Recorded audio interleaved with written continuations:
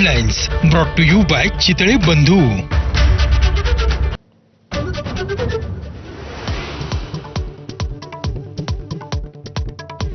Iran विरुद्ध America युद्धामुळे कच्च्या तेलाच्या किमतीचा भडका.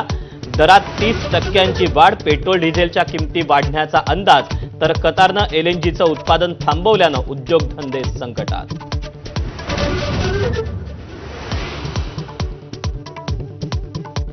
पश्चिम आशियातील परिस्थिती सर्वांसाठी चिंतेचा विषय. भारत शांततेच्या बाजूनं. परराष्ट्र मंत्री एस जयशंकर यांचं सभागृहात निवेदन.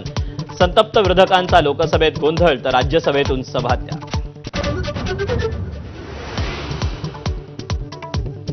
इराण आणि अमेरिका युद्धामुळे भारतीय शेअर बाजारात मोठी पडझड.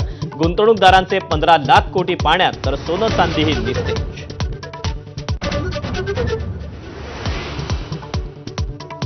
इराणचे नवे सर्वोच्च नेते मोजतबा खामेनी हल्ल्यात जखमी. इराणच्या सरकारी वृत्तवाहिनीची माहिती. तर 10व्या दिवशी इराणमधील मृतांचा आकडा 1255च्या घरात.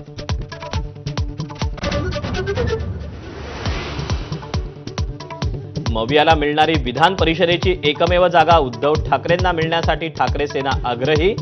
एकनाथ शिंदे दिलदार पाठिंब्यासाठी फोन करावा. शिवसेनेचा ठाकरे सेनेला चिमटा.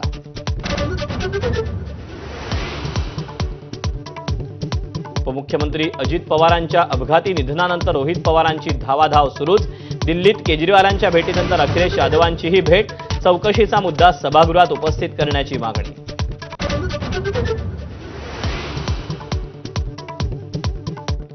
राज्यभरात उन्हाच्या झळा आणखी तीव्र.